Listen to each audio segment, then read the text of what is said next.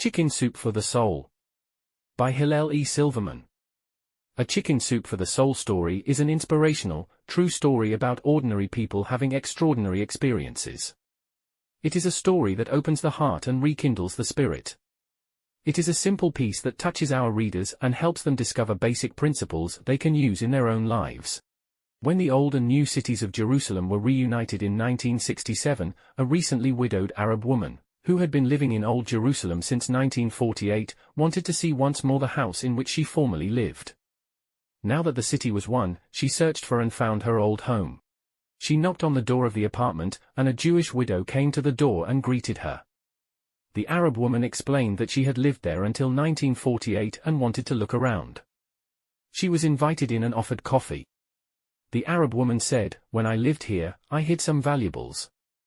If they are still here, I will share them with you half and half." The Jewish woman refused. "If they belong to you and are still here, they are yours." After much discussion back and forth, they entered the bathroom, loosened the floor planks and found a hoard of gold coins. The Jewish woman said, "I shall ask the government to let you keep them." She did, and permission was granted. The two widows visited each other again and again, and one day the Arab woman told her, "You know, in the 1948 fighting here, my husband and I were so frightened that we ran away to escape. We grabbed our belongings, took the children, and each fled separately. We had a 3-month-old son.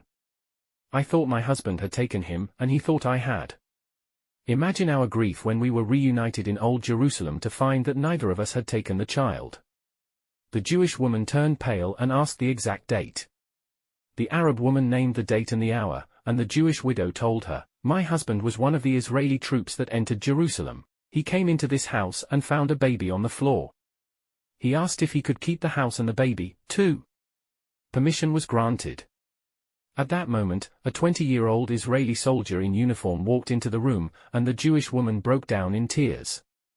"This is your son," she cried. "This is one of those incredible tales we hear." And the aftermath? The two women liked each other so much that the Jewish widow asked the Arab mother, "Look, we are both widows living alone. Our children are grown up. This house has brought you luck. You have found your son, or our son. Why don't we live together?" And they do. So while we are trying to reflect real life in our fiction, our stories must be worked into the constraints of the rules of story. Real life can be more amazing and difficult to believe than made-up stories. If you think it is worth listening to this story, support us by hitting the like button, sharing it with your friends, and leaving a comment below with your thoughts, or any motivational stories you'd like to hear next. And for more such stories, don't forget to subscribe and ring the notification bell. I invite you to become an integral part of Wordsworth community. Thank you for joining us in this journey of wisdom.